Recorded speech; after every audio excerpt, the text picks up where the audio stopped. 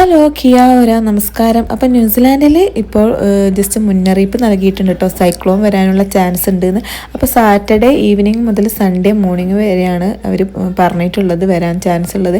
അപ്പോൾ സാറ്റർഡേ നൈറ്റൊന്നും പ്രശ്നങ്ങൾ ഉണ്ടായിട്ടില്ല. അപ്പോൾ അധികം ആൾക്കാരൊക്കെ സാധനങ്ങളൊക്കെ അധികം വാങ്ങി വെച്ചിട്ടുണ്ട് കേട്ടോ. കാരണം ചില സമയത്തൊക്കെ നമ്മൾ അത് 4-5 ദിവസം നീണ്ടു നിൽക്കും, പുറത്തിറങ്ങാൻ പറ്റാത്ത അവസ്ഥയായിരിക്കും, കറണ്ട് ഉണ്ടാവില്ല, വെള്ളം ഉണ്ടാവില്ല. അപ്പം അതാണ്. അപ്പോൾ ഫിജിയിൽ നിന്ന് വരുന്ന സൈക്ലോൺ കൊടുങ്കാറ്റ് നമ്മുടെ ഈ ഒരു ഇവിടെ ടച്ച് ചെയ്ത് പോകുന്ന പറയുന്നത്. അതുകൊണ്ട് തന്നെ നമുക്ക് ഗവൺമെൻറ് ഇപ്രാവശ്യം നന്നായിട്ട് മുന്നറിയിപ്പ് നൽകിയിട്ടുണ്ട്. ഇവിടുത്തെ ആൾക്കാർ പറയുന്നത് ഫസ്റ്റ് ടൈമാണ് ഗവൺമെൻറ് ഇങ്ങനെ ശക്തിയായിട്ട് മുന്നറിയിപ്പ് നൽകുന്നത്. പൊതുവേ നമുക്കെല്ലാം അറിയുന്ന പോലെ ന്യൂസിലാൻഡിൽ എർത്ത് കേക്കും സൈക്ലോൺ വരാനുള്ള ചാൻസ് കൂടുതലുള്ള പ്രദേശങ്ങളാണ് കേട്ടോ.